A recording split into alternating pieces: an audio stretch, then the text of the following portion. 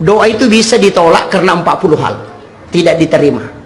Makanya kalau Pak Imam berdoa dan tidak diterima doanya, kasih makan dia. Karena kalau memberi makan kepada seseorang itu 40 hari 40 malam baru bisa habis di dalam perutnya. Setiap dia sholat itu malaikat rahmat berdoa supaya orang yang memberi makan itu diberkahi oleh Allah Subhanahu wa ta'ala. Dari situlah sehingga ada makanan. Kalau doanya tidak sampai, nanti pahala.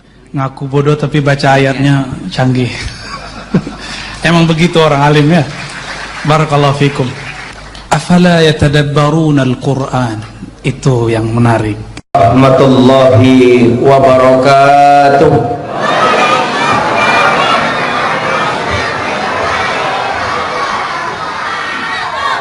Alhamdulillah, alhamdulillahilladzi rafa'al mustafa manasibal insani wal bushra wa ja'ala israhu min makkah muqaddasati lailata wahidatin ayatal kubra.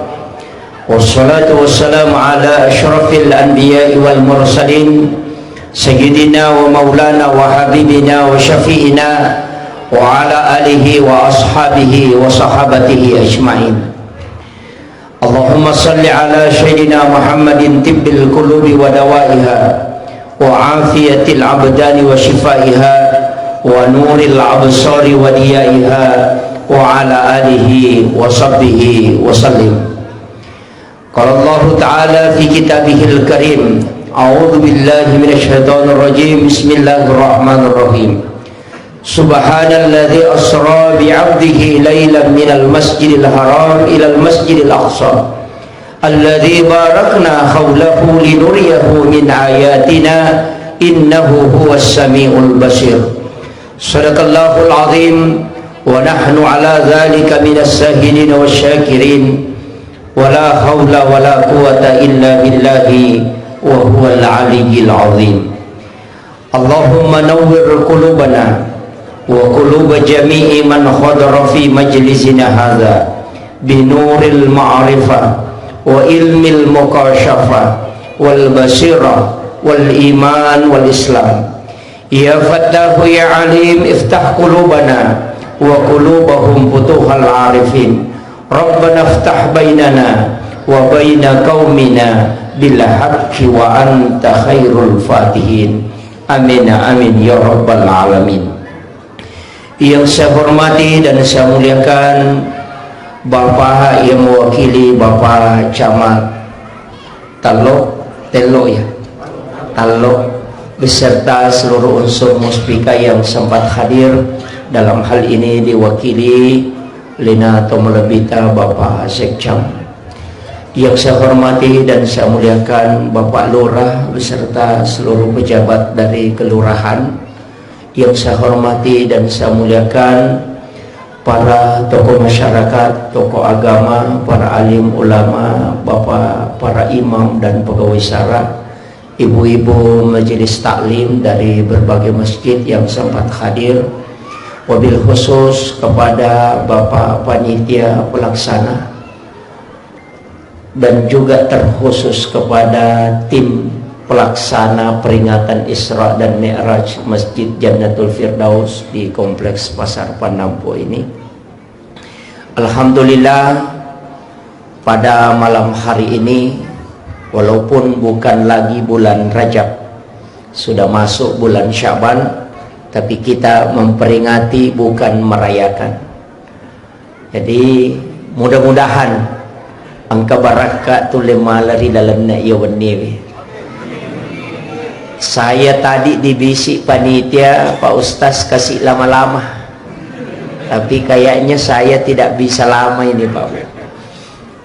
Saya sudah hampir 10 hari dari Tanjung Selor, kemudian Sebatik, kemudian ke Kutai Kartanegara, Samarinda, kemudian kemarin dari baru ke Sigeri, baru kembali lagi ke sini. Tidak pulang-pulang ke Sidram.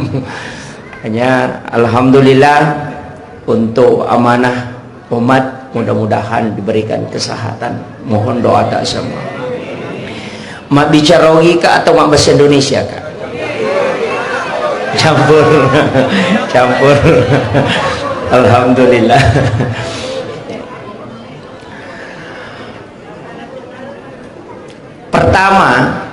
peringatan Isra dan Mi'raj sebenarnya kalau mau diilmiahkan hanya peristiwa Isra yang diilmiahkan sampai hari ini. Tapi ia ku pendekatan spiritual ipake. Guru tak Kiai Haji Abdurrahman Ambodalle almarhum alamaghfurlah itu bisa khutbah di 2 tempat dalam satu waktu. Kenapa? Itu dibuktikan oleh muridnya. Guru Tamakato Bokomaros khutbah Jumat sekaligus khutbah di Masjid Raya Pinrang. Kenapa bisa ketemu? Ia santrinna maka da kanja pakato bana Guru Takomaros maka dah hade aja mau beli kak. Jangan berbohong, karena kemarin saya yang angkat sandalnya karena dia khutbah di Pinrang. Setelah ditanya Guru tak, maka dia ditonga ke makatok boko Pinrang nang kaki Okomaros aga nasa Guru tak ya kuya muita ya tongat tu aja nama pangewang. Itu ulama wali Allah.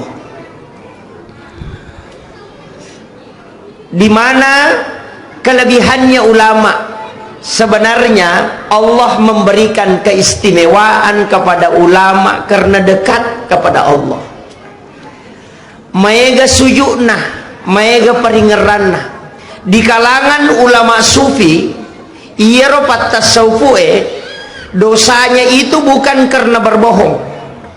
Dosanya ulama sufi itu ternyata sebab makbale atau macai, tapi dosanya karena dia lalai mengingat Allah.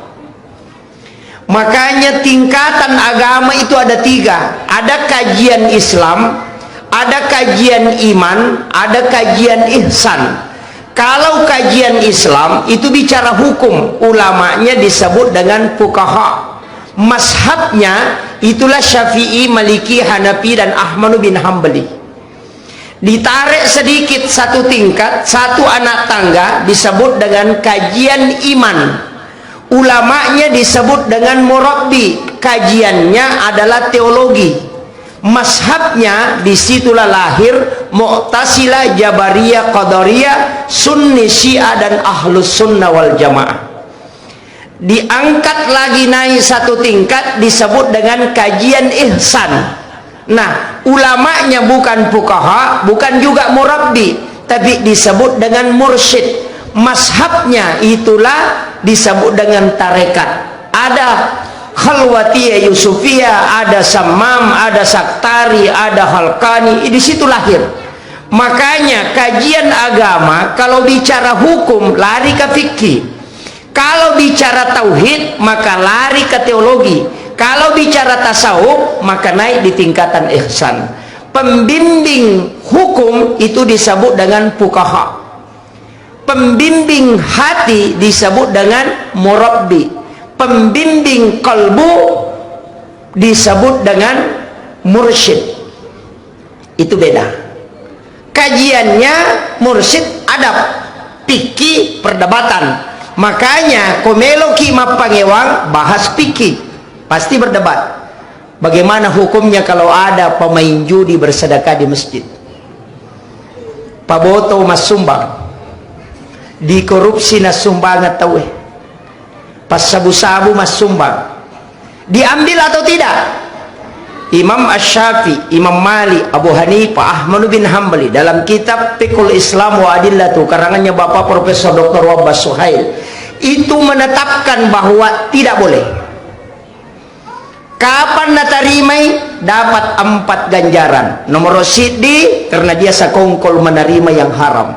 Yang kedua tidak menolak yang haram. Yang ketiga mengotori tempat suci. Yang keempat dia nak barakak pakasibian nate gara-gara alena. Ini ulama 4 mazhab. Tapi si Yusuf Qardawi sebaliknya. Ya kongka paboto mas sumba na de mutarimay madosay panitiay. Magay ya ko paboto mas sumbang alay sumbangan na nasaba ya ko de mo alay napaki boto tatambay dosana. Coba. Itu kaidah dalam kajian fikih.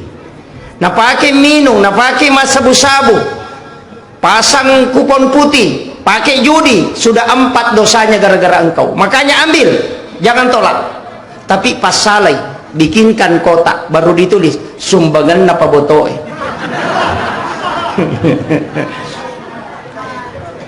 Bisa dipakai, kayak waktu dipakai. Kalau bangun WC pakai di situ, bangun menara pakai di situ, bangun pagar pakai di situ, karena dia bukan tempat sholat. Jangan masukkan ke dalam masjid. Ini perdebatan di kalangan ulama fikih. Jadi pasti berbeda, makin berbeda. Walizalika khalaqahum, kata Allah. Makkumi matukuru ipancaji, berlainan pendapat, tidak mungkin satu. Maka ketika ada orang yang hanya ingin menjadikan pendapat dalam Islam itu satu, maka dia melawan hukum Allah. Ini kalau fikih. Ini penting, Pak. Saya ambil contoh yang lain, tapi ada Imam Al-Jasuli, beda lagi kalau beliau. Imam Al-Jasuli mengatakan, panitia masjid harus cari aman, bikin kotak amal besar, simpan di dekat pintu masjid. Nggak usah terima sumbangan langsung. Nanti setiap bulan buka kotak amal, hitung uangnya, masukkan ke saldo, silahkan pakai. Kenapa? Nanti di hari kemudian kalau ditanya sama malaikat, dari mana ini uang? Kasih tahu malaikat, saya tidak tahu, cuma ambil di kotak amal. Selesai. Panitia tidak ada tanggung jawab itu. Itu pendapat-pendapat ulama. Masalah yang kedua, ketika ada ayam atau bebek yang ditabrak mobil atau motor, masih bergerak-gerak, kemudian kita ambil baru sembelih, halal atau haram? Di sini hukum fikih nih, Pak. Imam Asy-Syafi'i mengatakan ketika engkau menyembelihnya tetap haram, itu tetap bangkai. Imam Malik mengatakan lihat keadaannya, ketika kau sembelih masih dia bergerak, kau sembelih, setelah kau sembelih ada darah menetes di bekas sembelihan, berarti dia halal. Ini bedanya. Kenapa Imam Tasyafi mengatakan haram dan itu adalah bangkai? Karena Imam Tasyafi punya alasan bahwa binatang yang dikena musibah dan bergerak menuju kematiannya kau sembelih, maka itu hanya mengakali. Karena kau tidak sembelih pun tetap mati. Jadi makalasi mompai mugere. Pak namode mugere imateto. Sehingga Imam Tasyafi mengatakan dia tetap terhitung bangkai karena gerakannya itu menuju ke kematiannya. Imam Malik mengatakan tidak, selama dia bergerak dan setelah kau sembelih ada darah menetes di bekas sembelihan, maka dia halal. Karena binatang disembelih itu karena masih hidup, yang kedua ada pengaruh sembelihan. Kayak meta pakai Imam Malik atau Imam Tasyafi? Imam Malik. Kalau Imam Malik yang dipakai, hati-hati di penjual ayam potong. Ketika sudah disembeli, ayam masih bergerak, dimasukkan ke dalam air panas, maka itu bangkai, karena yang membunuhnya adalah air. Atau setelah disembeli, ipatamo kodarongnya nasi tandra, kemudian baku tindis, kemudian menikmati, maka itu tetap bangkai, karena yang dihitung Imam Malik yang terakhir, bukan yang pertama. Imam Tasyafi menghitung yang pertama. Maka dua hal ini kita perlu hati-hati. Kayak kami pakai. Kembali lagi ke Imam Tasyafi. Inilah namanya fikih gado-gado. Ini baru persoalan di luar sholat. Dia penatame dalam sempajang. Kalau dia sudah masuk di dalam sholat, Imam Tasyafi mengatakan niat sholat ketika engkau berdiri sejak dua versi. Yang pertama ketika mengangkat tangan pada saat takbir, masukkan niat dalam lapas takbir. Ketika mengatakan Allah, di dalam kau niatkan usolli farda sholati duhri, masukkan di situ, baru akbar. Itu yang terbaik kata Syafi'i. Bisa juga diniatkan sebelumnya. Imam Malik bilang tidak, kau berniat di rumahmu baru berangkat ke masjid, pas tiba di masjid langsung Allahu Akbar, tidak usah berniat karena kau sudah berniat di rumah. Tapi ada syaratnya, tidak boleh bicara dari rumah sampai ke masjid. Kalau habis 2 batang rokok jangan sekali-kali. Makanya ulama itu Pak berbeda, tidak berdebat. berbeda pendapatnya tapi dia pengewang. Seandainya kita pakai satu mazhab, misalnya mazhab Bang Imam Tasyafi, maka kita pasti rancu. Makanya orang yang Imam Tasyafi mengatakan bersentuhan kulit laki-laki dan perempuan yang bukan muhrim, bukan mahram, itu batal wudu. Istri bukan muhrim. Syafi'i itu mengatakan istri itu bukan muhrim. Alasannya, muhrim itu dua syaratnya, haram dinikahi dan haram digauli. Istri dinikahi dan digauli, makanya dia bukan muhrim. Itu alasannya. Banyak orang salahkan Imam Tasyafi tapi dia tidak tahu kaidahnya. Yang banyak di situ, Pak, hanya ambil hasil pendapat, tidak tahu kaidahnya. Kalau kita kaji sebelumnya baru dilihat hasil pendapat, pasti kita ikut ke Syafi'i. Makanya NU itu lebih mayoritas Syafi'i pendapat dia pakai, karena itu sudah teruji. Cuma saya tidak bisa bahas panjang lebar, Pak, karena kita setengah malam di sini kalau itu yang saya mau bahas. Makanya Imam Tasyafi mengatakan sigesai oli nama kunraya sibarone bukan muhrim, batal wudu. Coba kalau itu yang dibawa ke tanah suci, masuk berwudu baru keluar tawaf, belum sampai di dekat Ka'bah sudah batal, masuk lagi loki Makkah insyaallah dia haji, lobi Makkah mak jenek terewak.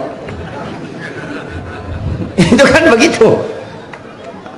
Makanya tidak boleh kita paten dalam satu pendapat, harus dilihat alasannya. Dalam sholat pun demikian. Kemudian sitongena maka kau nak peristiwa guru tak bisa berada di dua tempat dalam satu waktu. Secara ilmiah sekarang bisa. Cahaya itu kan ada 4. Yang pertama adalah infrared, yang kedua adalah Bluetooth, yang ketiga adalah BlackBerry, yang keempat adalah hologram. Ini baru 4 yang ditemukan. Hologram ini yang terakhir, dan mulai mengungkap peristiwa perjalanan secara khusus ini. Kalau infrared bisa mentransfer data jarak dekat, Bluetooth juga demikian. Makanya ulama itu punya Bluetooth. Dari situlah kalau kita jabat tangan, cium tangan. Kenapa? Karena energi ilmunya bisa pindah. Ulama dulu itu hanya meludahi mulutnya anak sudah bisa pindah ilmunya. Kenapa? Karena di laptop saja kalau mau pindahkan Al-Quran tinggal ambil flash disk, colok, bisa pindah masuk. Secara ilmiah bisa pindah. Coba itu kalau kita mau kaji. Kemudian maka bagaimana bisa? Coba kita pakai video call. Kong ke sahabat tak keluarga tak menrek Mekah melaksanakan ibadah umrah, suruh video call di Mekah, kita bisa lihat mukanya di pasar Panampu ini hanya 3 detik saja, padahal jauhnya Mekah sampai ke sini. Teknologi kan tidak ada kabel, tidak ada apa, langsung bisa dilihat mukanya, bicara lagi. Berarti bisa transfer energi. Apa yang dipakai? Itu baru dia pakai namanya BlackBerry, belum masuk hologram yang dipakai Jepang. Makanya itu bisa, Pak. Ini perjalanan, ini masih perjalanan dari Mekah. Apalagi Nabi tidak berjalan, diperjalankan. Itu jam dinding Pak di atas. Ya kok alena macene palingan hanya 2 kali berputar dalam 24 jam. Tapi kalau panitia kasih turun kemudian dia putar, bisa sampai 300 kali berputar. Artinya Nabi tidak berjalan sendiri tapi diperjalankan sehingga dia melampaui batas yang normal.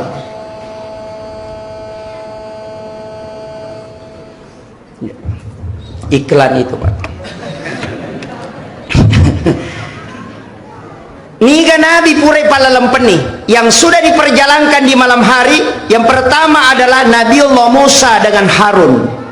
Yang kedua adalah Nabi Lut yang pernah diisrakan tapi dia tidak mi'raj. Hanya setengah malam dia berjalan, bisa melintasi kurang lebih 800 km. Itu Musa dengan Harun. Nabi sudah ada yang pernah diperjalankan.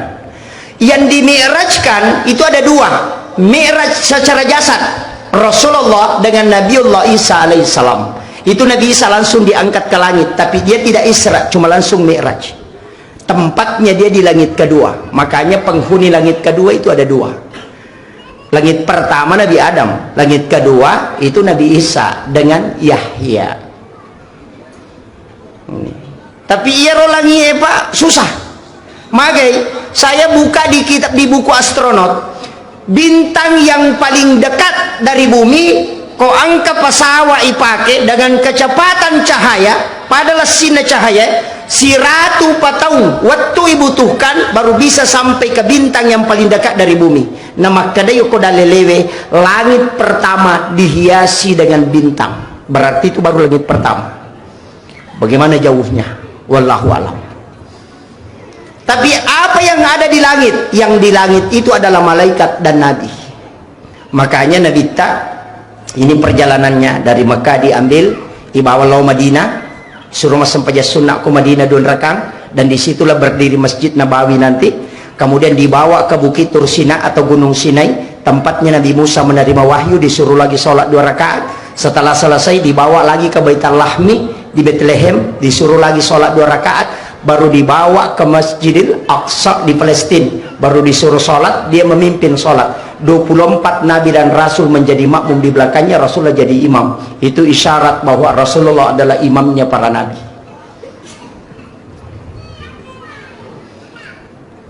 Ada dalam tasawuf surah apa yang dibaca nabi ketika dia memimpin para imam dan rasul, itu harus dimiliki imam. Tapi saya tidak kasih tahu.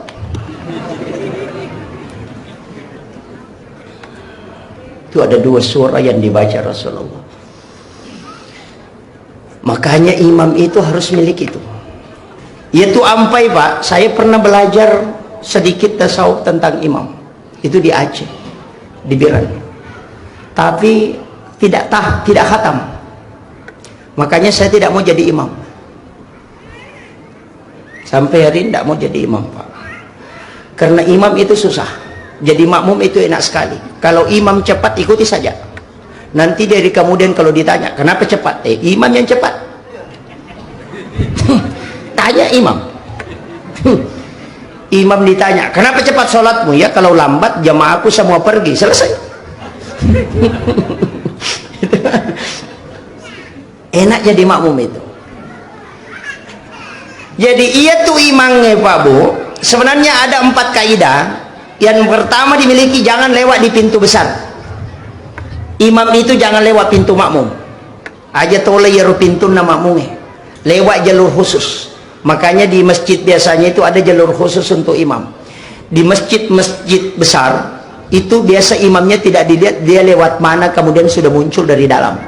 Itu karena dia gantikan posisi Rasulullah memimpin sholat, bukan menggantikan posisi sebagai nabi, tapi dia menggantikan posisi Rasulullah sebagai memimpin sholat. Maka kau harus bersumber juga dari rumahnya nabi. Rumahnya nabi itu yang sudut masjid ini, dia masuk dari sana. Ini masjid Pak susah ya. Kenapa saya mengatakan susah? Karena tidak ada jalur darurat untuk imam. Kalau imam batal sholat, dia mau lari kemana? Tidak bisa. Itulah sehingga selalu ada pintu cadangan di samping. Ya kau batal ijenek na imangnya, dia langsung lari ke situ, orang di belakangnya maju. Kalau tertutup kiri kanan, kiri meloloh. Tidak bisa. Jadi magi imangin adena ya ronolah pintu na makmumnya. Kalau ada imam tidak lewat di pintu makmum, maka dia gurut tak dena tasakka bacaan. Makmumnya tidak mampu mengalahkan dalam kekhusyuan dalam sholat, karena dia punya jalur khusus. Kenapa bisa Pak? Biasa imam kan tasakka bacana. Analoginya sederhana. Kalau ada balon 1000 watt, nah pembatasnya cuma 450 watt, ia tapat tua ya robalongnya pasti sepak kur. Begitu juga imam, ketika lebih tinggi kemampuan makmum di belakang daripada dia, pasti bacaannya tidak bisa dilanjutkan. Kenapa? Karena dia lebih dikalahkan dari segi nur dalam sholat. Itu kuncinya. Makanya dia harus lewat di jalur khusus supaya dia tidak dikalahkan. Karena kalau ada Pak listrik punya jalur khusus masuk ke situ, biar berapapun wattnya di belakang tidak akan karena dia punya jalurnya khusus. Itu kuncinya, sederhananya begitu. Yang kedua, ia ro imangnya degaga sempaja sunnah no komsigi o kumana mi bolana. Jangan kerjakan sholat sunnah di masjid kecuali yang berjamaah kayak tarwih. Jangan. Kayak bolana imangnya bukan rumah tempatnya, tapi ini yang di dalam. Itu rumahnya imam. Pura pikama Pak Bange tatama masjid pura sesudah doa bersama kembali masuk ke situ. Siapa yang mampu melakukan itu istiqamah, maka dena mati yaitu imangi ko dena si runtuk nabita. Itu berakat. Itu khususnya Pak. Kemudian yang ketiga, tempat imam itu bukan masjid, tapi dia disebut dengan mihrab. Mihrab ini sangat utama karena mihrab itu tempat berkomunikasi langsung dengan Allah. Fataqabbalaha rabbuha bikabulin hasanin wa ambataha nabatan hasanan wa kaffalaha Zakaria. Kullama dahala 'alaiha Zakaria al-mihrab wajada indaha rizqan. Qala ya Maryam anna laki hadza? Qalat huwa min indillah. Innallaha yarzuqu man yasha bighairi hisab. Hunalika da'a Zakaria rabbah. Qala rabbi habli min ladunka zurriyatan thayyibatan innaka sami'ud du'a. Panadatul malaikatu wa huwa qa'imun yusalli fil mihrab annallaha yubassiruka bi Yahya musaddiqan bi kalimatin wa sayyidan wa hasura wa nabiyyan minas solihin. Bayangkan ni Pak barakatnya ya sang mihrab. Nabi Zakaria degaga anak-anak paja ni halangap bainena sudah berhenti haid menopause. Umurnya juga Nabi Zakaria sudah tua. Tapi ketika dia masuk di dalam mihrab berdoa, ternyata sementara berdiri sholat langsung turun malaikat dari langit memberitahu annallaha yubassiruka bi Yahya. Bayangkan itu. Guru Taki Abdul Rahman Ambo Dalle, kamarnya dia bagi dua, setengah dia tempati tidur bersama keluarganya, setengah dia tempati untuk sholat. Itulah mihrabnya Guru Tak.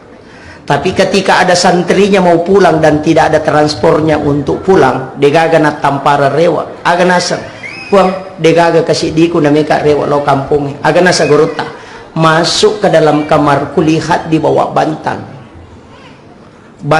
itu tempatnya melapisi lututnya onron na patadangi utuna pulalan na mihrab na komasikiri. Setiap anak yang masuk dapat uang padahal dia nang kena taruh di Guruta ko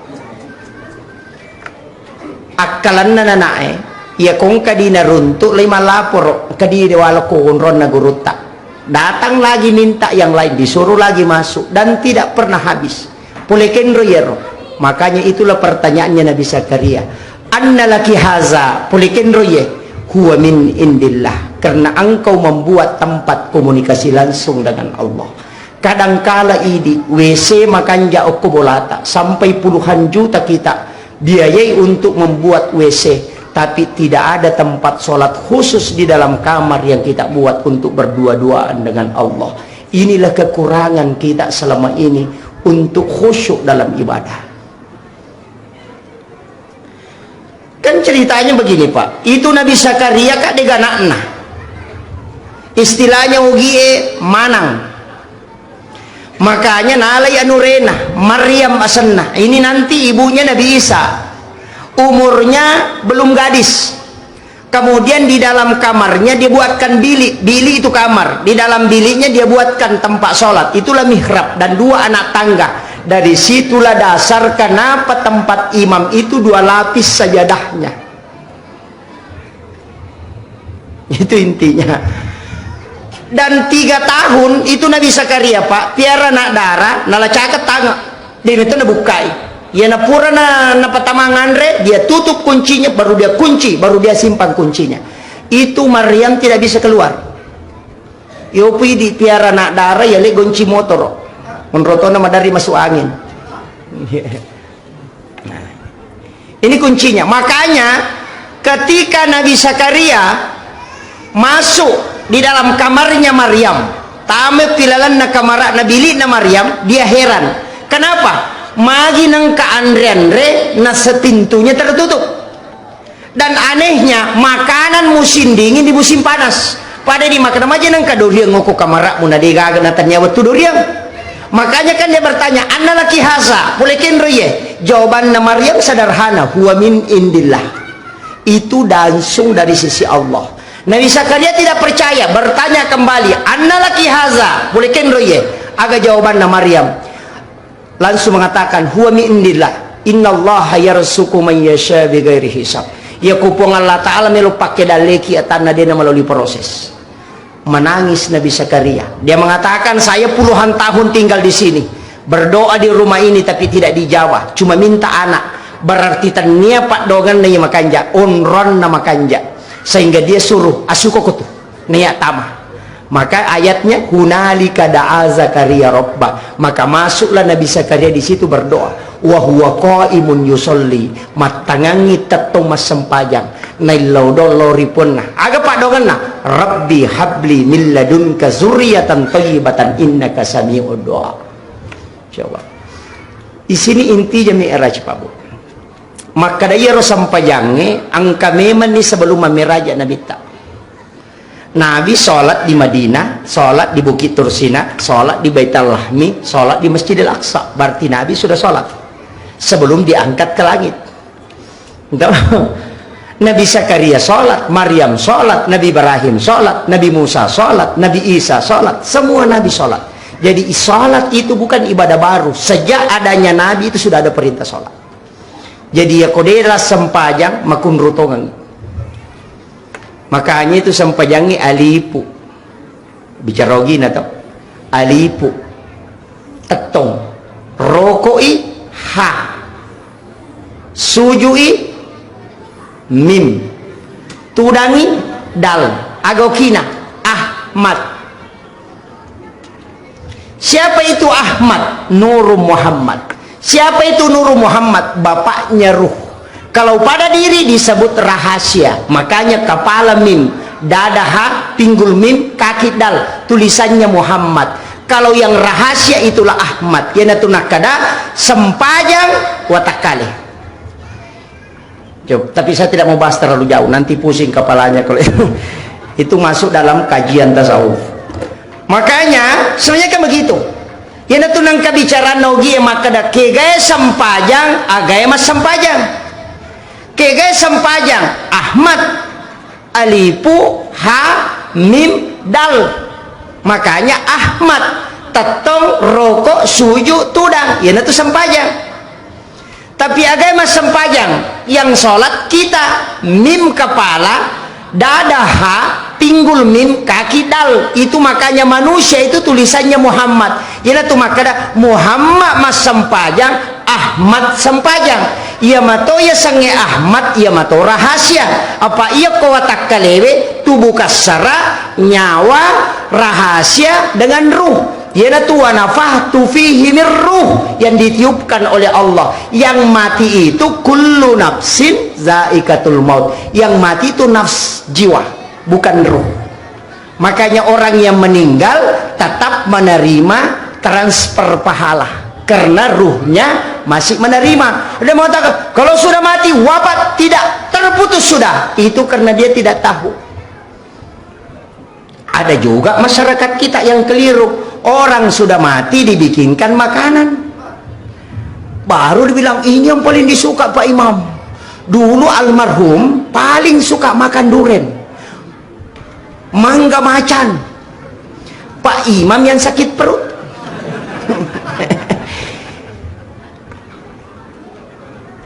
Tradisi Bugis itu ada mak baca dong ya. Di sini ada juga. Ini penting saya bahas sedikit. Ia tuh baca dongnya dua, angka baca dos salama, angka baca do warialah. Ia sange baca do warialah bicarogi. Ia ko tubuh watakale si bawa ruh menyatu maka dia tahu. Ia ko lega irue watakale bam maka dia wuju. Ruh disebut dengan warialah. Jadi aku maka dia baca do warialah berarti baca do ruh. Berarti doa kepada almarhum. Nah, ini penting. Tapi kenapa ada makanan? Disinilah ulama cerdas, ulama dulu kita pintar betul. Makanya doa ada yang 40 menghijab. Doa itu bisa ditolak karena 40 hal tidak diterima. Makanya kalau Pak Imam berdoa dan tidak diterima doanya, kasih makan dia. Karena kalau memberi makan kepada seseorang itu 40 hari 40 malam baru bisa habis di dalam perutnya. Setiap dia sholat itu malaikat rahmat berdoa supaya orang yang memberi makan itu diberkahi oleh Allah Subhanahu wa ta'ala. Dari situlah sehingga ada makanan. Kalau doanya tidak sampai, nanti pahala makanannya yang sampai. Makanya kalau ada imam baca doa dia tidak makan, tarik telinganya. Ini penting. Kecuali Pak Imam puasa. Itu di situ letaknya Pak Bu sebenarnya. Sederhana sekali. Yang selama ini orang salahkan. Saya itu Pak, setiap ke Makassar dari Sidrap, pasti saya singgah di makamnya Guru Kiai Abdurrahman Ambo Dalle. Pasti saya singgah. Kalau sudah lewat saya kembali. Saya suka bertawassul kepada beliau. Sehingga kirimkan Fatihah, surah Al-Ikhlas, kemudian saya berdoa. Epong, talengak baraka, taletui baraka anak-anak dan keturunanku, pada baraka angkai talengi atau pandrita. Itu namanya tawassul. Ia mina salah ko makadaki, opong anu pasalama ka, itu tawassul namanya, itu yang musyrik. Bedakan ya. Makanya pengantin baru itu disuruh ziarah makam. Sebelum dia berhubungan dengan istrinya, datang ke kuburan, minta kepada Allah supaya berkah yang diberikan kepada wali itu diberikan juga kepada kita kelak ketika anak kita lahir. Maka dari itu musyrik tidak. Kenapa di kuburan? Karena Nabi Rasulullah sendiri mengatakan bahwa setiap malam Jumat ruhnya orang muslim yang telah wafat dikembalikan oleh Allah ke kuburnya. Itulah sehingga kenapa Nabi ziarah makam setiap jam 12 malam di malam Jumat, nanti pulang kalau menjelang subuh. Kita ziarah makam sudah lebaran, datang selfie-selfie, tidak ada doa. Tidak begini dia mau, enggak, di sana saja. Kumeru kampung nanti. Maka dah boleh, boleh. Ada dalilnya, ada di dalam Al-Quran. Kita baca setiap sholat. Ihdinas siratal mustaqim. Siratal ladzina an'amta alaihim. Kenapa kita pakai siratal ladzina an'amta alaihim, bukan siratal nabi, bukan siratal malaika, tapi kenapa siratal ladzina, jalannya orang-orang an'amta yang telah engkau beri nikmat. Itu yang kita minta. Ini kan makanya ziarah makam itu penting sekali. Datangi makam, bacakan Fatihah, baru minta kepada Allah. Jangan minta di makam. Cuma kita di situ meminta kepada Allah setelah membacakan, karena di situ bisa nyambung. Seandainya doa Pak cukup kalau di masjid, Nabi tidak usah disuruh pergi ke kuburan mendoakan jenazah. Seandainya, kurang apa doanya Nabi kalau di masjid? Kurang apa doanya Nabi di rumah? Tapi kenapa dia diminta mendatangi kuburan di malam hari? Karena ada di situ doa yang bisa mustajabah. Cuma orang tidak tahu, karena itu dia tidak melihat dalil ke situ. Dia hanya melihat orang yang berdoa. Apa bedanya? Agak si salana nareko angkat atau letek bola baru, nama kanja lada bola na tita, menreki okor bola na langsung ni makada buang taletoka kasih bola matu mako kanja na sama. Kenapa ke rumahnya orang berdoa? Kenapa tidak di rumah saja? Itu sama tadi. Beda sedikit saja. Ini yang kadang disalahkan orang-orang yang tidak paham dengan amaliyah ahlus sunnah wal jamaah. Ini sudah berapa? Tinggal 10 menit 1 jam ya? Belum ya? Kemudian ini penting juga. Imam, ini saya dapat dari Guru Tak. Imam itu jangan pernah bicara di tempatnya menjadi imam. Aja lalu gaga ada lino na lapaka lillah kunrona mancajimam. Ya kau angkat atau mewai ada, bergeser dari mihrabmu kemudian kau bicara. Magai supaya mihrabmu itu sakral dan dia bisa tembus ketika engkau bermunajat. Kemudian imam jangan tinggalkan masjid 2 waktu, sesudah sholat isya dan sesudah sholat subuh. kecuali dia baca Fatihah 9 kali. Ini yang susah. Ini tidak ada dalam kitab fikih, hanya diajarkan dalam tasawuf. Fatihah pertama kepada Nabi, Fatihah kedua kepada seluruh Nabi dan Rasul. La jami'il anbiya'i wal mursalin wasyuhada'i wassolihin wal malaikatil muqarrabin al-Fatihah. Kemudian yang ketiga, yang penting, 4 ulama wali kutub, Syekh Abdul Qadir Jilani, Syekh Ahmad Ar-Rifai, Syekh Ibrahim Ad-Dasuki, Syekh Ahmad Al-Badawi. Kalau ada perempuan hamil, ya kong kamakun remat tampu, sebelum tidur ajen neki, setelah berwudu bacakan Fatihah kepada 5 orang ini. Yang pertama Nabi Ta, yang kedua Syekh Abdul Qadir Al-Jilani, baru Syekh Ahmad Ar-Rifai, baru Syekh Ibrahim Ad-Dasuki, baru Syekh Ahmad Al-Badawi.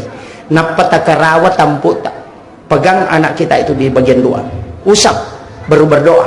Epo talingi barakka iya nana angkai utampu pada barakka angkai talingi atau pandrite apa kemudian tidur. Maka de gurut tak ia kumule pananungan ngigang kajaji bijam mancaji tau pandrita mati itu kajaji. Itulah yang dilakukan ulama kita dulu. Tapi ini sebenarnya ilmu rahasia, tidak apa-apa saya buka. Dulu orang pak pawa kain putih baru bisa terima ini. Tidak apa-apa.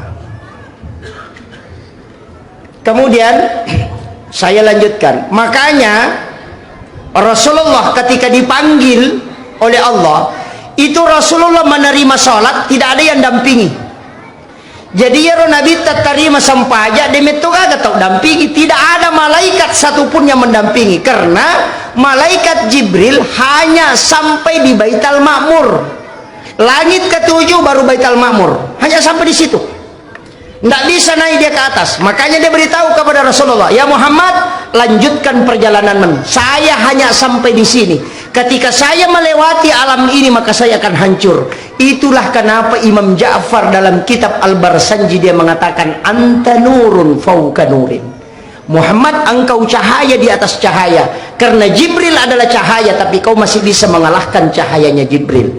Banyak yang menyalahkan karena dia mengaitkan Quran surah An-Nur ayat 35, nurun ala nur, bahwa kalimat anta nurun fauka nurin nasangi Nabi tayase ini pun Allah Ta'ala.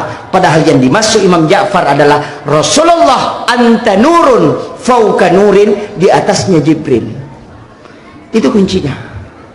Karena di Baitul Ma'mur inilah malaikat bertawaf. Nah, di situ kan ada tiang aras.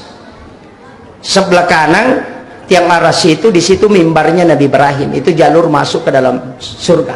Di sebelah kirinya itu jalur masuk neraka, di situ mimbarnya Rasulullah. Kru mimbarakna Nabi tak. Makanya Sayyidina Ali kan bertanya, kenapa mimbarmu di situ ya Rasul? Agar Nabi tak, saya meminta kepada Allah supaya diletakkan di sebelah kiri aras. Magai, karena itu jalur masuk ke neraka. Kalau nanti ketika ada umatku yang akan digiring masuk ke neraka, maka saya akan turun dari mimbarku dan bersujud di hadapan Allah, minta supaya dia diampuni dan dimasukkan ke dalam surga. Itulah makna kalimat wasyarafa wa darajata aliyatan rafi'ah wa ba'ashu maqamam mahmunan alladhi wa'adatah innaka la tukhliful mi'ad. Makanya Rasulullah mengatakan, siapa yang mendengarkan azan kemudian dia menjawab dan bersalawat kepadaku kemudian membaca doa sesudah azan, maka pasti dia mendapatkan syafaatku. Karena di situ janjinya Rasulullah. Cuma banyak orang tidak memanfaatkan ini, Pak Bu.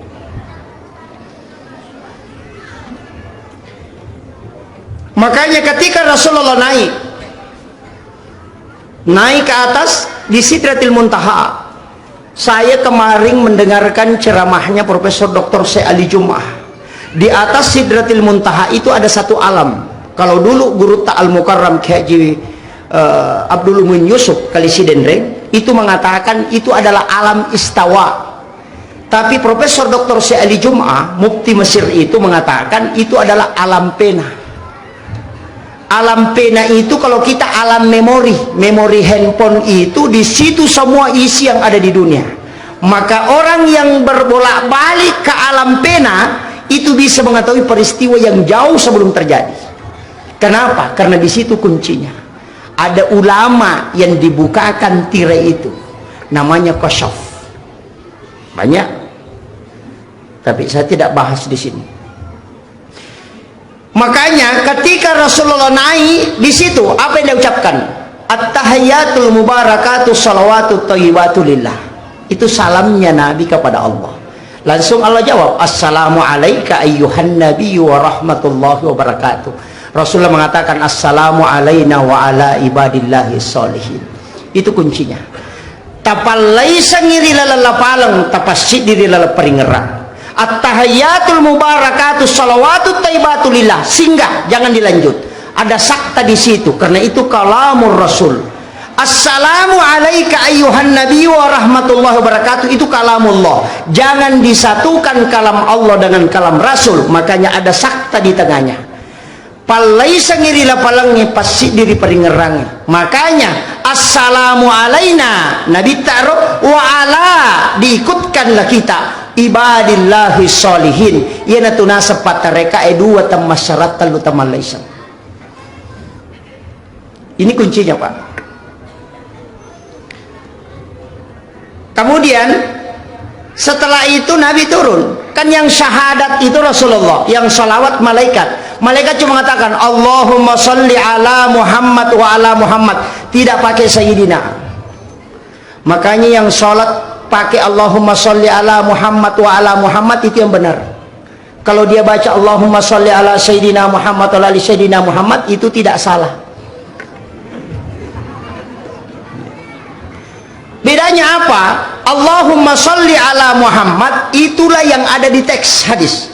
Allahumma sholli ala Sayyidina Muhammad, itu yang mapakia dak lori Nabi tak. Saya mengambil analogi sederhana. Kalau saya minta air minum 1 gelas, orang kasih naik 1 gelas air minum, dia letakkan di sini, maka itu melaksanakan perintah. Tapi kalau dia ambil 1 gelas air, kemudian dia mengambil sedikit mangkok kecil, baru dia letakkan di bawahnya, baru dia angkat, maka itu mapakiada. Allahumma sholli ala Muhammad, melaksanakan perintah. Allahumma sholli ala Sayyidina Muhammad, mapakiada illauri nabita. Sedikit saja bedanya.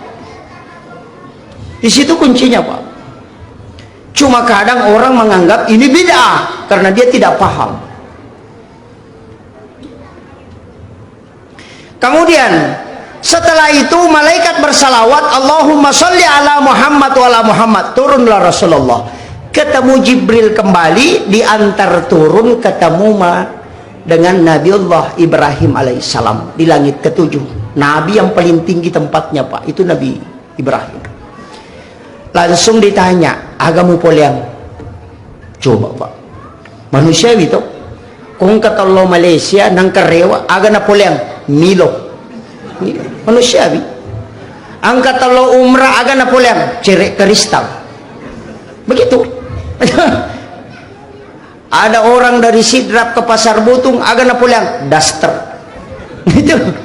Jadi tidak pernah ditanya Rasulullah sama Nabi, dia tidak bertanya apa yang kau lihat.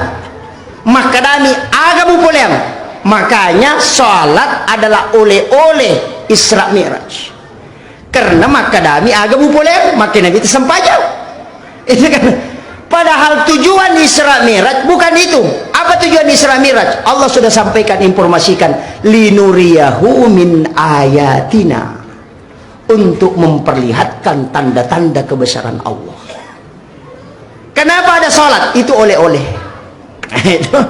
Makanya Ibrahim bertanya, apa yang kau bawa? Sholat berapa? 50. Oh iya, saya titip salam kepada umatmu kalau dia kerjakan. Makanya ada kalimat salam kepada Ibrahim, kama shallaita ala Ibrahim. Kenapa kita salam kepada Ibrahim? Karena dia berjanji, ya Muhammad, ketika dia mengucapkan salam kepadaku, setengah sedekahku pahalanya kuserahkan kelak di yaumil akhir. Itu ada bonus dari Nabi Ibrahim nanti, Pak, yang baca kama shallaita ala Ibrahim itu. Bonusnya apa? Sedekahnya Ibrahim. Apa sedekahnya Ibrahim? Dia berdoa, ya Allah, berikan aku kesempatan untuk memberi makan kepada seluruh umat hambamu sampai dunia kiamat. Dan itu dikabulkan oleh Allah. Diperintahkan Jibril masuk ke dalam surga mengambil segenggam kapur, diserahkan ke Ibrahim, baru Ibrahim taburkan ke laut, dan itulah yang menjadi garam, sehingga tidak ada manusia yang tidak makan garam. Itu sedekahnya Ibrahim sampai akhir zaman. Tapi ada berkahnya. Kalau kita baca kitab, dalam kitab Hiyalimiddin, Imamul Ghazali membahas ketika adab makan. Siapa yang makan sedekahnya Ibrahim sebelum memakan makanannya, maka dia akan diberikan kecerdasan sebagaimana cerdasnya Nabi Ibrahim. Makanya kalau ada anak-anak kita mau pintar, tapan reipat jecek dek sebelum makan. Cerdas itu. Itu doanya Ibrahim, Pak. Kayaknya ulama dulu itu lakukan terus. Yang kedua, orang yang makan garam sebelum makan makanan itu tidak akan keracunan makanan, karena itu yodium asli. Yang ketiga, ini yang paling bagus, tidak ada laki-laki yang lemah syahwat yang makan garam sebelum makan makanannya. Itu berkahnya. Nah, makanya banyak orang tidak mengamalkan itu, Pak. Itu doanya Ibrahim luar biasa. Kemudian turun dia ke bawah, ketemulah dia dengan Nabi Musa. Nabi Musa lagi bertanya, apa yang kau bawa Muhammad? Rasul hanya mengatakan sholat. Berapa? 50. Tunggu dulu, banyak itu. Umatku saja yang kuat umurnya panjang itu berat dia lakukan, apalagi kalau umatmu. Sehingga Nabi dengan saran Nabi Musa naik mengurang, minta kurang. Nabi dikurangi 5, naik lagi disuruh Nabi Musa kurang terus. 9 kali Nabi bolak-balik, tinggal 5. Nabi Musa mengatakan, naik lagi Muhammad, cukup 1 untuk kamu. Rasulullah apa yang dia bilang? Saya setiap naik 1 kali dikurangi 5, dari 50 menjadi 5. Kalau ini yang 5 lagi, nah saya naik pasti habis. Kacica menrek tak 5 kurangi, nah 5 menit ya kau menrek kacapui. Nabi mengatakan, Rasulullah mengatakan, wahai Musa, saya malu lagi ketemu dengan Allah. Saya berat. Apa kata Musa? Meneteskan air mata Nabi Musa dan dia mengucapkan, Ahmad, Ruhullah, Muhammad, Habibullah. Siapa yang membaca kalimat ini ketika khatib duduk di atas mimbar untuk mengambil khutbah kedua, dia meletakkan tangan kanannya di dada sebelah kiri, dia menutup matanya kemudian membaca Ahmad, Ruhullah, Muhammad, Habibullah, maka orang ini kala akan dikenali langsung oleh Rasulullah di yaumil akhir.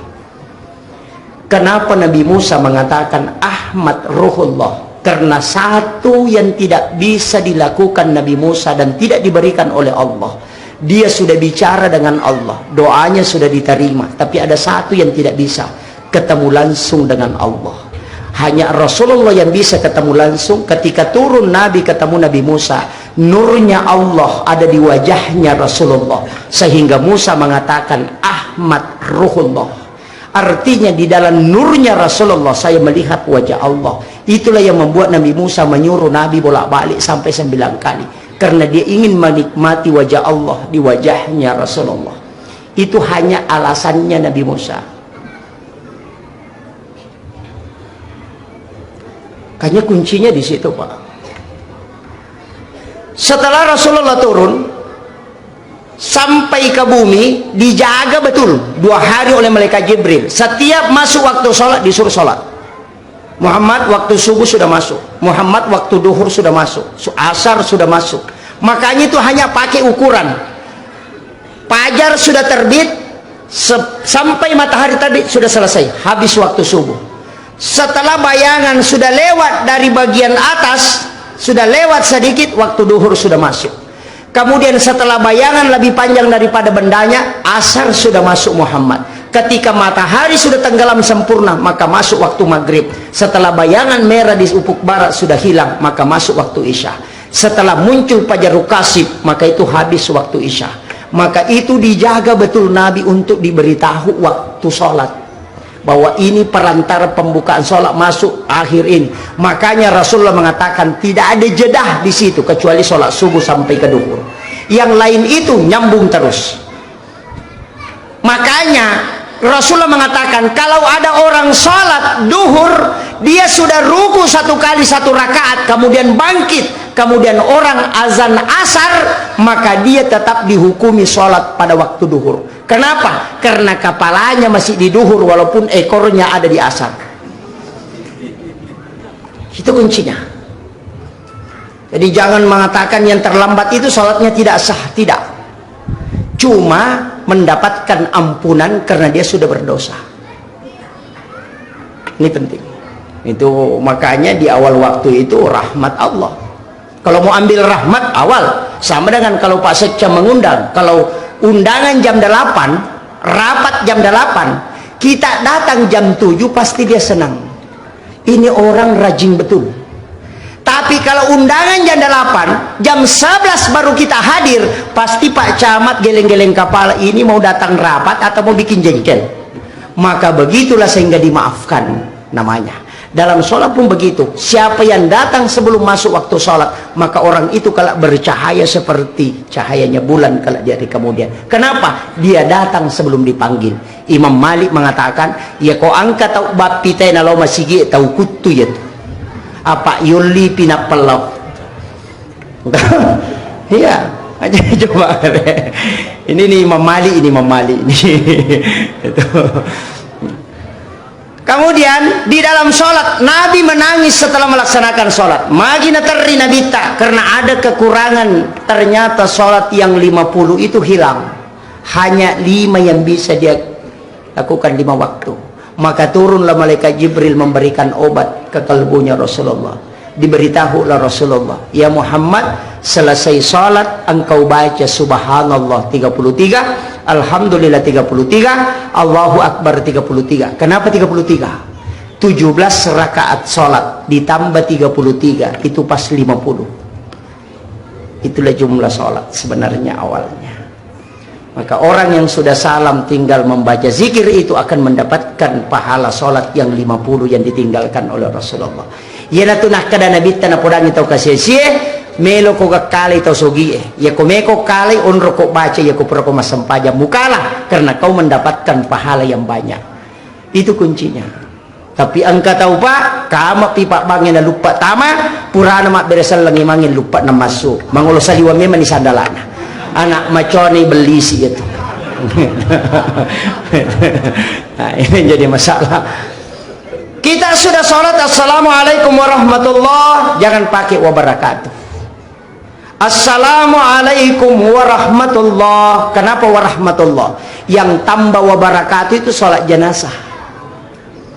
Selain sholat jenazah jangan pakai wabarakatuh. Kalau dari Muhammadiyah hasil tarji, ke kanan pakai assalamualaikum warahmatullah, ke kiri pakai assalamualaikum warahmatullahi wabarakatuh. Dia pakai dua-duanya. Kalau kita di NU pakai Mas Jasil tarji hadis itu mengatakan sholat jenazah Nabi lanjutkan salamnya sampai sempurna, tapi selain sholat jenazah Nabi tidak sempurnakan. Itu yang kita pakai. Kayaknya assalamualaikum warahmatullah, assalamualaikum warahmatullah. Kalau sholat jenazah assalamualaikum warahmatullahi wabarakatuh. Saya pernah tanyakan ini Pak sama guru, kenapa pakai wabarakatuh kalau sholat jenazah? Assalamualaikum warahmatullah. Coba kau tidak bisa berdiri di bumi ini tenang kalau bukan malaikat rahmat yang menjagamu. Yang kedua, coba cari orang. Kalau ada orang hidup, ya kau nggak tahu tuh tidur di tengah tanah lapang. Anjing dari jauh sudah menggonggong karena ada malaikat yang memagari kita. Tapi ketika orang meninggal dari jauh, anjing itu tidak akan menggonggong, langsung dia menggigit ke situ. Kenapa? Karena malaikatnya sudah pergi. Dari situlah ada kalimat assalamualaikum warahmatullah dan assalamualaikum warahmatullahi wabarakatuh. Itu intinya Pak. Kemudian yang terakhir, ini sudah 1 jam Pak. Saya harus ke Sidrap, besok ada acara di Boneh. Jadi makanya saya atur jam 10 ya bisa insya Allah. Makanya ada satu bacaan dalam sholat itu berubah Pak. Setelah Nabi sholat dari Isra Mi'raj, semua gerakan pergantian cuma satu kalimatnya Allahu Akbar. Tapi 1 tahun 3 bulan Nabi sholat dari peristiwa Isra Mi'raj itu berubah Allahu Akbar. Ketika bangkit dari ruku berubah menjadi Sami Allahu liman hamidah. Padahal awalnya Allahu Akbar. Kenapa bisa berubah? Itu berkat Sayyidina Ali karamallahu wajhah. Kenapa Sayyidina Ali disebut gelarnya karamallahu wajhah, yang dikeramatkan wajahnya oleh Allah? Karena satu-satunya sahabat Nabi yang tidak pernah melihat kemaluannya selama hidupnya hanya Sayyidina Ali, sehingga diberi gelar karamallahu wajhah. Itu keistimewaan beliau. Sayyidina Ali itu pulang dari dakwah, tiba di rumahnya, mendengarkan Hasan dan Husain anaknya menangis. Makanya dia tanya, kenapa anak tak? Magi anak tanah teri. Istrinya mengatakan, dari tadi pagi dia tidak makan. Kemudian Sayyidina Ali mengatakan, saya tidak punya uang. Istrinya mengatakan, ada uang 6 dirham. Inilah yang kita pakai untuk membelikan makanan untuk anak kita. Nalai Sayyidina Ali di 6 dirham, jalan kaki dia meninggalkan rumahnya menuju ke pasar untuk membeli roti. Tidak jauh dari rumahnya langsung ada orang peminta-minta. Langsung mengatakan, bantu aku, sudah 2 hari tidak makan. Sayyidina Ali mengatakan, ini yang lebih parah, anakku baru setengah hari, ini sudah 2 hari.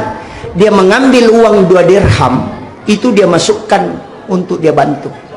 Kemudian melanjutkan perjalanan dengan membawa uang 4 dirham. Tiba di tengah perjalanan, kembali ada orang yang baring di atas pasir. Bantu aku anak muda. Sayyidina Ali mengatakan, kenapa? Bantu aku, saya sudah 5 hari tidak makan. Dia mengatakan, ini yang lebih parah. Dia mengambil 2 dirham, kemudian dia sedekahi. Kemudian dia melanjutkan perjalanan. Di pintu pasar ketemulah dia orang tua, angka pas sapa bembe okwalona, dia masukkan tali kambingnya di dalam lehernya, baru dia putar di tangannya, baru dia baring di dekat pintu pasar. Kenapa? Karena kambing yang dia mau jual dia sudah tidak bisa tahan. Dia mengatakan, sininggu ni nak dewanre nanya bembe ena cataralah. Sayyidina Ali mengatakan, kalau begitu jangan tinggalkan tempat, di situ saya akan masuk ke pasar. Tamai Sayyidina Ali beli roti, baru dia suapi orang tua ini. Setiap dia suapi selesai 1 potong roti, dia tanya, masoni gah nasa depa. Dia suapi, iya to mana nama so capu to meni roti. Kenapa Sayyidina Ali bertanya? Karena dia berharap kalau ada sisanya nanti itulah yang untuk anakku kelak. Tapi ternyata tidak. Sayyidina Ali kemudian kembali dengan berbesar hati, kembali ke rumahnya, mengharap nanti di rumah neneknya saya akan mencarikan makanan. Ternyata rewai Sayyidina Ali beritahu, hei, ambil kambingku, saya minta kepadamu jualkan. Balu ka ngaya bembe he. Nasabade na may tarala ko ya balu. Coba gari ko yang kau jual. Maka Sayyidina Ali, kau mau jual berapa? 40 dirham. Sehingga diambillah Sayyidina Ali, diantar pulang ke rumahnya. Istrinya bergembira, weh, bimbe tapular rajana na 6 dirham bita nasadena. Ia rodi talenga saya sudah sedekahkan kepada orang yang lebih butuh daripada anak kita, aga nasa benena. Itulah yang kita miliki kelak di hari kemudian. Coba kanjakna anak nabita kapak ko beneta pak pajay sandala ilolong. Makanya Sayyidina Ali mengatakan, ini amanah yang saya harus tunaikan. Saya diminta untuk menjual. Setelah dia tarik kambing ini pulang, dia mau bawa ke pasar kembali untuk dia jual. Di tengah jalan ketemulah orang yang di atas unta, langsung lompat kemudian memeriksa kambing ini. Napa mulai tanru na latu iko na naparesa, napa makadahembo nenekku mau pas sapa bembek makohe. Coba Melo kak beli bembemu, pak beli kasih 100 dirham. Sayyidina Ali mengatakan, saya tidak jual. Memang mau dijual tapi saya tidak jual 100 dirham. Kalau begitu anakmu kasih saya 200. Sayyidina Ali mengatakan, saya tidak jual. Kasih saya 300. Sayyidina Ali mengatakan, saya tidak jual. Langsung orang tua mengatakan, berapa kau mau jualkan, saya akan bayar. Agar nasa Sayyidina Ali, saya akan menjual dengan harga 40 dirham. Bayangkan pak, nilau apa tu dirham dia tidak jual, karena itu amanah yang disampaikan bahwa 40 dirham harganya. Seandainya ini yang dipakai sama orang, pak, selamat negara.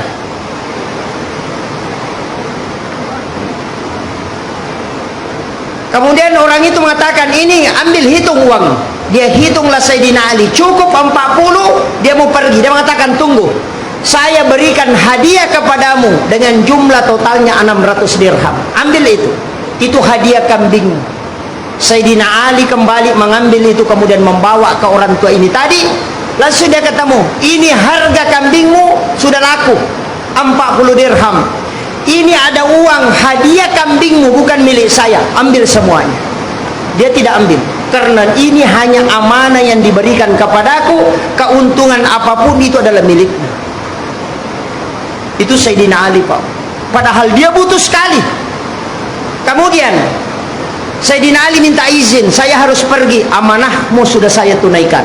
Setelah Imam Ali berbalik, langsung dipegang pundaknya, tinggal sebentar, saya mau tanya, kau kenali saya atau tidak? Dia mengatakan tidak. Saya tanya, kau tahu orang yang di dekat rumahmu yang kau sedekahi 2 dirham? Dia mengatakan tidak. Yang di tengah jalan, yang tadi di tengah jalan yang minta 2 dirham, kau juga sedekahi? Kau kenali dia atau tidak? Akan Sayyidina Ali, tidak. Apa kata orang tua ini? Yang di dekat rumahmu tadi itu adalah saya.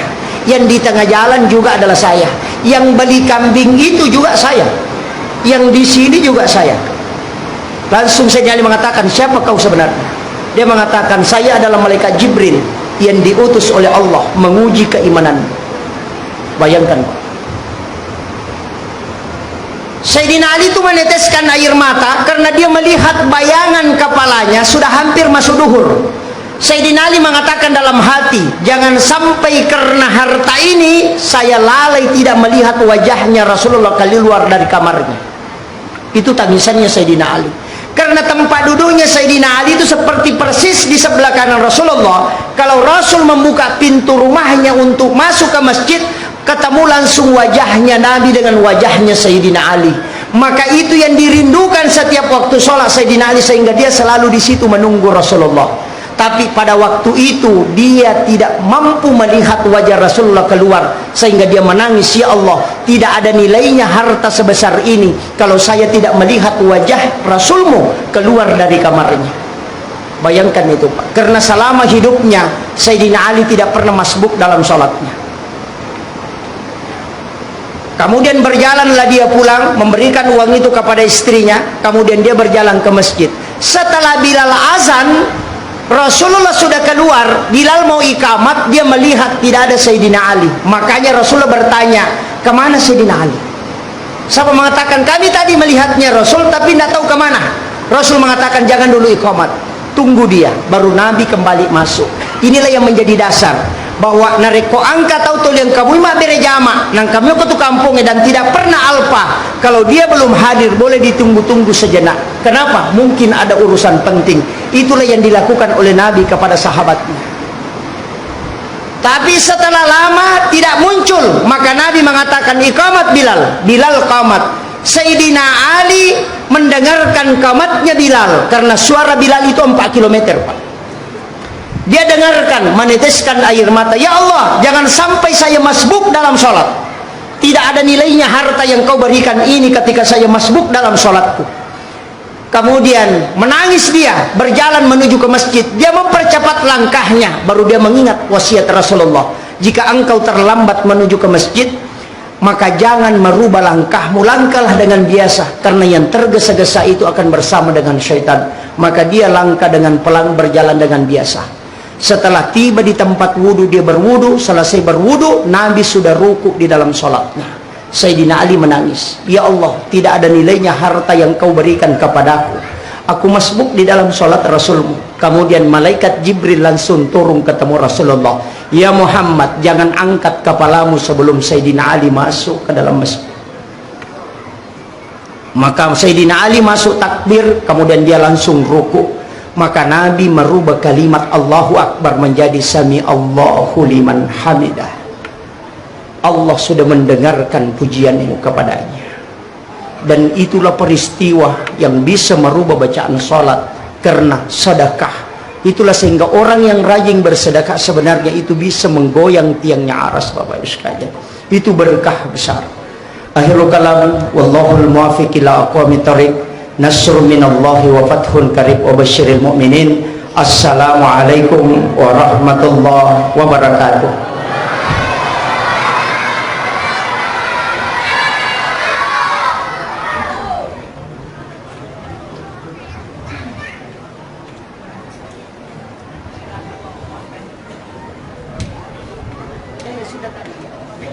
Hadirin dan hadirat jamaah yang sama-sama berbahagia, yang sama-sama dimuliakan Allah Subhanahu wa taala.